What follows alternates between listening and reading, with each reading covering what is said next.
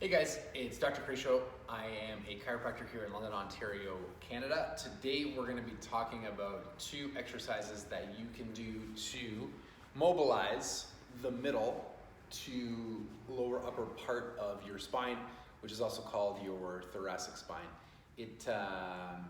Mobility is really important. It's important that all of the joints of your body, just stick with me for a couple minutes while I tell you why this is important, if you know, because I think it's important to know why you're going to do something before you actually do it.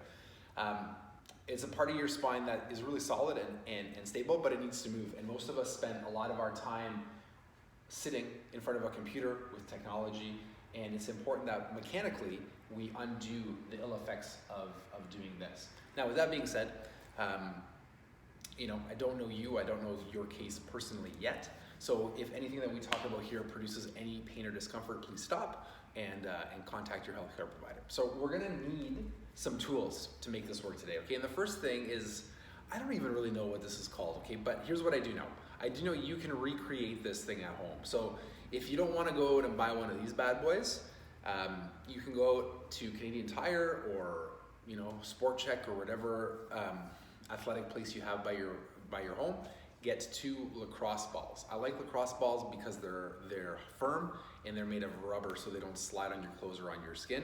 And you can tape them together with hockey tape or with duct tape or with some type of solid tape. You can make a really solid structure that looks like this. So we're gonna be using this on our spine, okay? And where we're gonna start, you're gonna need a solid surface. I'm gonna move the camera down a little bit so you can see what I'm doing. Okay, hopefully that's straight.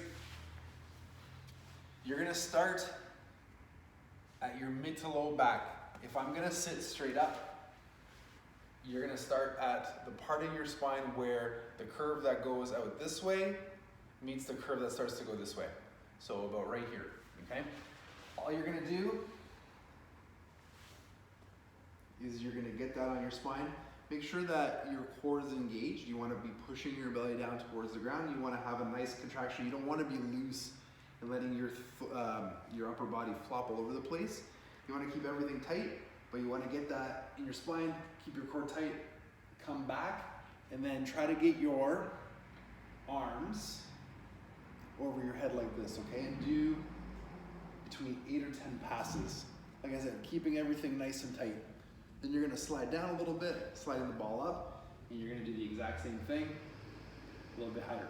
The goal is to get your arms to the ground. If you're having trouble with this part of your spine, the arm might be only able to get here.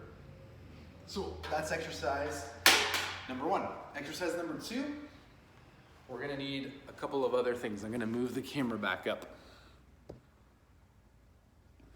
You're gonna need a stool to sit on, something in between your legs. I have a foam roller here. Doesn't necessarily have to be a foam roller, but something firm that you can push against. And I grabbed a household item.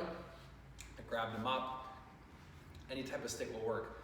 So you want to be 90 degrees at your hips, 90 degrees at your knees, and you want to be pushing your knees together. And what this does is it locks your hips and keeps your lower back stable. You want to take your stick, put it around your shoulders. All you're gonna do is you're gonna rotate to a side, and then you're going to add some bends.